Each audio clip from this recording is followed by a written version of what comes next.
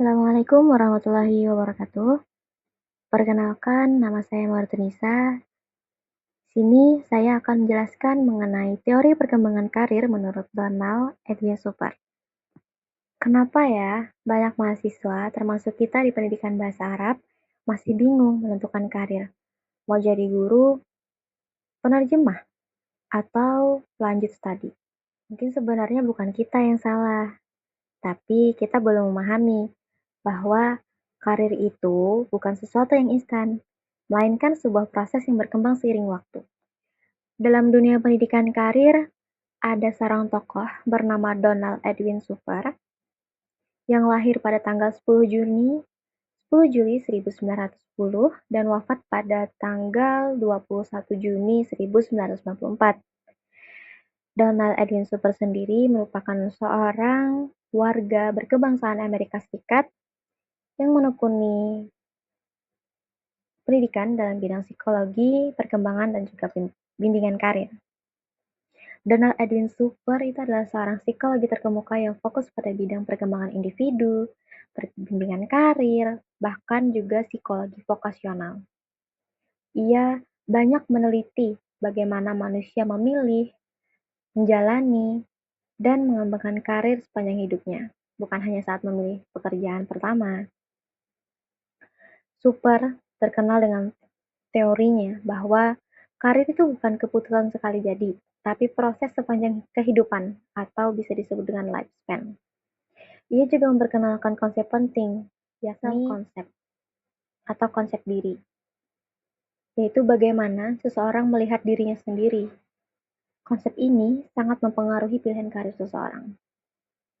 Beberapa kontribusi besarnya dalam dunia pendidikan karir, yakni mengembangkan teori perkembangan karir, meliputi lifespan dan juga life space theory, kemudian membagi karir dalam tahapan perkembangan, dan juga menekankan bahwa pengalaman hidup sangat mempengaruhi karir.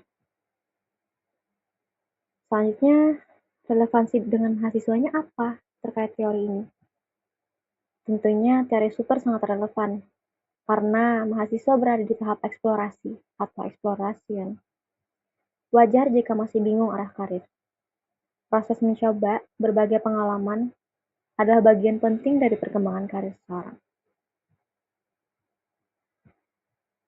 Secara lengkapnya, teori ini membagi perkembangan karir menjadi 5 tahap, yaitu ada growth, exploration, establishment, maintenance, dan juga text life. Namun, dalam konteks kita sebagai mahasiswa saat ini, kita bisa lebih fokus pada 3 tahap utama yang paling relevan.